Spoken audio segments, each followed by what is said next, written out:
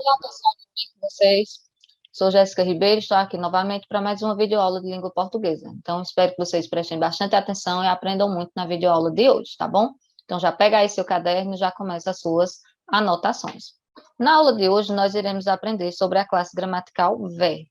Com certeza, vocês já ouviram falar sobre verbo e hoje a gente vai observar algumas questões importantes em relação a essa classe de palavras. Primeiro, o que é um verbo? O verbo é a classe de palavras que exprime ação, estado, mudança de estado, fenômeno da natureza e possui inúmeras flexões, de modo que sua conjugação é feita mediante variações de pessoa, número, tempo, modo, voz e aspecto.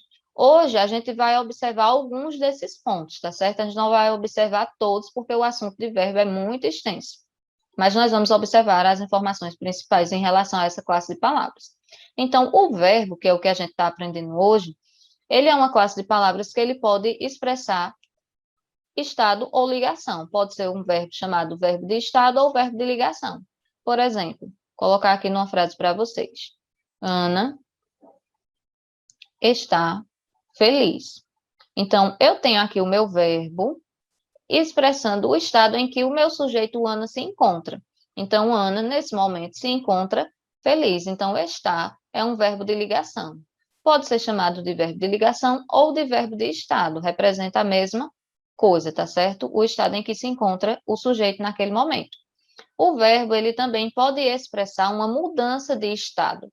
Então, se eu colocar na seguinte frase, Ana ficou triste.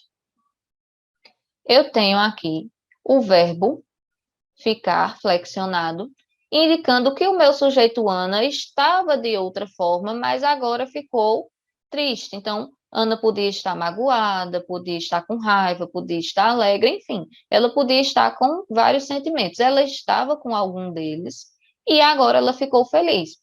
Quando eu uso o verbo desse jeito, ficou, representa que houve uma mudança de estado do sujeito. Eu consigo compreender isso aqui nessa frase, tá certo? Ana estava de algum jeito e agora ficou triste. O verbo ainda pode representar um movimento, tá certo? Então, é outra característica da classe gramatical verbo. Se eu colocar assim, Ana correu até a porta. Eu tenho aqui o meu verbo correr, flexionado, indicando que houve um movimento realizado pelo sujeito Ana, tá certo? Então, o verbo, ele também pode expressar um movimento. Ele pode representar ainda um fenômeno da natureza, que, como o próprio nome já diz, ó, é algo relacionado à natureza, algum fenômeno natural. Então, por exemplo, choveu forte. Eu tenho aqui o meu verbo representando um fenômeno da natureza. Choveu, poderia ser relampeou. Então, todas essas palavras que expressam fenômenos da natureza, elas também são consideradas verbos, tá certo? É importante a gente observar. E o verbo pode ainda representar ou expressar uma ação. Essa daqui é a que as pessoas normalmente lembram mais, que o verbo expressa ação. Só que, como a gente está observando aqui, além de expressar ação, ele pode expressar estado, mudança de estado, movimento e um fenômeno da natureza. Então, se a gente colocar aqui, por exemplo, Ana bateu no irmão. Eu tenho o meu verbo aqui, bater, flexionado, indicando que o sujeito Ana realizou uma ação. Que ação é essa? A ação de bater no irmão. Porém, os verbos de ação, eles também indicam algo que o sujeito sofreu, uma ação sofrida pelo sujeito, e não só realizada. Eu poderia, por exemplo, colocar Ana apanhou do irmão. O que é que eu observo aqui? O meu verbo, apanhar, flexionado, tá certo? Ana apanhou do irmão. No primeiro exemplo, qual foi a ação? Foi uma ação realizada por Ana. Ana bateu. No segundo exemplo, teve uma ação? Teve. Só que Ana realizou essa ação? Não. Mas Ana sofreu a ação do verbo. Ela sofreu a ação de apanhar. Então, quando a gente diz que o verbo expressa ação, pode ser uma ação que o sujeito realizou ou uma ação que o sujeito sofreu. Tá bom? O verbo, ele também tem a sua categoria de conjugação verbal, que é quando eles estão no infinitivo. O que isso quer dizer? Quando ele não foi colocado ainda em frase nenhuma. Há os verbos que a gente vai dizer que são de primeira conjugação, terminados com AR. Os de segunda conjugação são os verbos terminados em ER. E os de terceira são os verbos terminados em IR, que a gente vai observar. Então, na primeira conjugação, a gente tem verbos como, por exemplo, cantar e falar. São verbos que terminam com AR. Então, eles pertencem à primeira conjugação verbal. Com ER, nós temos, por exemplo, correr e morder. São verbos terminados com ER agora, então eles pertencem à segunda conjugação verbal. E com IR, nós temos, por exemplo, sorrir e pedir. Aqui agora a gente já tem verbos terminados com IR, então esses já pertencem à terceira conjugação verbal. Uma curiosidade importante para vocês: alguns verbos são terminados com OR, porém, eles pertencem à segunda conjugação, porque antes eles tinham uma escrita desse tipo, com um E aqui. Por exemplo, o verbo por. Antes, a escrita dele era desse jeito aqui. Como antes a escrita dele terminava com ER, e depois, com a mudança do tempo, esse E foi perdido, agora ele se manteve pertencendo à segunda conjugação verbal. Então, quando vocês pegarem verbos como verbo pôr, contrapor, repor, eles pertencem à segunda conjugação verbal, tá certo? Justamente porque antes eles tinham a letra E em sua estrutura. Aqui para vocês, a gente vai ver mais algumas informações em relação ao verbo, que é a flexão verbal. Então, a gente viu que os verbos eles podem se flexionar de diferentes formas. E na aula de hoje a gente vai falar sobre algumas destas formas, tá certo? Então, o verbo possui flexões de modo, de tempo, de número, de pessoa e de voz. E aí a gente vai tratar de algumas delas hoje, tá certo? A gente só não vai tratar desta aqui, ó, flexão de voz. Isso a gente vai tratar em uma próxima aula. Mas essas outras a gente vai falar sobre elas. Então prestem bastante atenção na aula. Então, primeiro a gente vai tratar sobre flexão de pessoa e de número, tá certo? Quando é que o verbo tem flexão de pessoa e quando é que o verbo tem flexão de número? O que isso quer dizer? Então, flexão de pessoa está relacionada às pessoas do discurso, às pessoas que estão no ato do discurso, os falantes. E a flexão de número tem a ver com o que é que está no singular e o que é que está no plural. Então, quando a gente diz, flexão de número, quer saber se o verbo está no plural ou se o verbo está no singular. E quando fala em flexão de pessoa, quer saber as pessoas do discurso. Então, por exemplo, a primeira pessoa do discurso é quem fala. Quem é que representa isso no texto? Então, são os pronomes pessoais. Se for no singular, é o pronome eu. Se for no plural, é o pronome nós. Os dois pertencem à primeira pessoa. Segunda pessoa do discurso, quem são os pronomes que representam? O pronome tu, no singular, e o pronome vós, no plural. Os dois pertencem à segunda pessoa do discurso. Em relação à terceira, quem é que representa? Nós temos aqui ele ou ela. No singular, temos também eles ou elas no plural.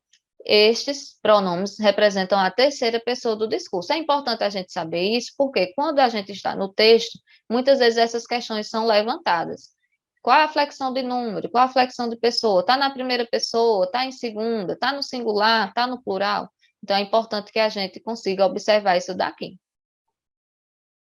E em relação à flexão de tempo verbal, o tempo no verbo. Então, os verbos, eles também podem sofrer flexão de tempo. A gente acabou de ver a flexão de número e a flexão de pessoa, mas o verbo também pode flexionar em relação ao tempo, indicando uma ação que já decorreu no passado, uma ação que decorre no presente ou uma ação que decorrerá no futuro. Então, basicamente, os três tempos verbais, presente, passado e futuro. Em relação ao tempo presente, nós temos aqui, ó, em preto, as pessoas do discurso, eu, tu, ele ou ela, para o singular, nós, vós, eles ou elas, para o plural. Lembra que a gente acabou de ver lá na outra parte? E aqui a forma como o verbo vai se flexionar em cada situação. Então, aqui eu tenho o verbo cantar.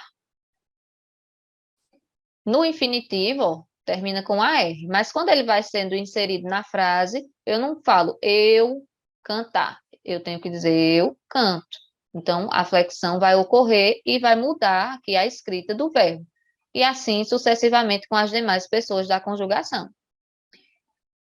Observem aqui no pretérito, tá certo? Para quem não lembra, o pretérito é o tempo passado.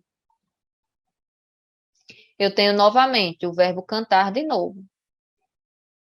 Porém, agora ele está flexionado no passado.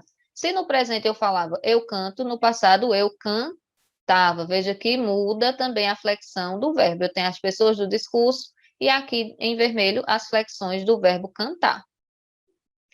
E no futuro, que é uma outra forma de flexão do tempo verbal, eu tenho novamente as pessoas do discurso, tenho novamente o verbo cantar, e observem que eu tenho novamente mudança na estrutura desses verbos, porque agora eles estão indicando ações que ainda irão ocorrer, pois o tempo agora é o tempo futuro, tá bom? O verbo também pode flexionar em relação ao modo. A gente já viu em relação à pessoa, já viu em relação ao número, já viu em relação ao tempo e agora em relação ao modo verbal. A flexão dos modos dos verbos expressa uma atitude daquele que fala em relação ao objeto e à sua enunciação. Então, os verbos, eles podem estar no modo indicativo. O modo indicativo são verbos que expressam certeza.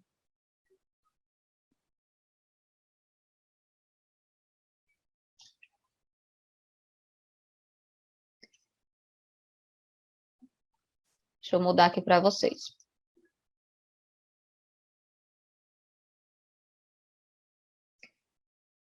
Verbos que expressam certeza. Nós temos um segundo modo verbal, que é o modo subjuntivo. Enquanto o primeiro expressa certeza, no modo subjuntivo normalmente são verbos que expressam dúvida, hipótese, algo que não é de certeza. Tá certo? Então, no modo indicativo expressa uma certeza, algo concreto. No modo subjuntivo, o verbo expressa uma dúvida, uma hipótese, uma possibilidade. E o terceiro modo verbal é o modo imperativo. No modo imperativo, são verbos que expressam. Só ajeitar aqui para vocês. Conselho expressam uma ordem, por exemplo, tá certo? Ordem, pedido, um apelo. Então, perceba que tem diferença em relação aos modos verbais. E aí a gente vai detalhar agora. O indicativo, que é aquele que a gente viu que expressam ações concretas e de certeza. Então, a gente tem aqui, é quando expressa uma ação considerada na sua realidade ou na sua certeza, tá certo? Por exemplo, levantamos cedo todos os dias. Aqui eu tenho o verbo. Aqui eu tenho o verbo. E essa ação, quando diz levantamos, não restam dúvidas. Levantou, levantou mesmo. Então, ele expressa uma ação de certeza, uma ação concreta. Outro exemplo, eu estudo todos os dias pela manhã. Eu tenho aqui o verbo estudar flexionado. Quando diz que estudo, é porque estuda mesmo. Então, Nos dois exemplos, a gente observa que os verbos, tanto o verbo levantar quanto o verbo estudar, estão indicando ações concretas e de certeza. Então, eles estão no modo indicativo. Aqui a gente já tem o modo subjuntivo do verbo, que ele é diferente. O modo subjuntivo, ele expressa uma dúvida, uma hipótese ou uma incerteza. Então, tem aqui. Se partíssemos hoje, chegaríamos a tempo. Então, eu tenho o verbo partir, flexionado da seguinte forma, partíssimo. Quando eu digo se partíssemos, hoje chegaríamos cedo, é uma certeza? Não, é uma possibilidade. Pode ser que se partir hoje realmente chegue cedo, mas não tem como afirmar isso. Se não tem como afirmar, isso gera uma dúvida. Se gera uma dúvida, quer dizer que é o modo subjuntivo. Outro exemplo. Torço para que você cante lindamente essa noite. O fato de torcer para que a pessoa cante não quer dizer que ela vai cantar lindamente mesmo, mas existe ali uma torcida, uma possibilidade de que aquilo ocorra. Então, se existe apenas uma possibilidade e não uma certeza, o verbo também está no modo subjuntivo. O modo imperativo agora. É aquele que expressa normalmente um conselho, uma ordem, tá certo? Um desejo, uma súplica. Então, nós temos: organize seu quarto imediatamente. Eu tenho aqui o verbo organizar. Veja que está dando uma ordem para a pessoa. Organize seu quarto imediatamente. Não está fazendo um pedido, mas está dando uma ordem. Se está dando uma ordem, quer dizer que o modo é imperativo. Outro exemplo, aproveite a promoção. A gente vê muito isso nas lojas. Aproveite, compre. São formas de verbos no modo imperativo, que indicam o quê? Uma ordem, um conselho. Então, aproveite a promoção. É como se estivesse dando um conselho para a gente. Então, aqui eu tenho o verbo aproveitar flexionado no modo imperativo. Então, pessoal, espero que vocês tenham aprendido. São muitas informações em relação à classe gramatical verbos, mas aqui a gente tratou das informações principais. Espero que vocês tenham aprendido. Um forte abraço e até a próxima aula.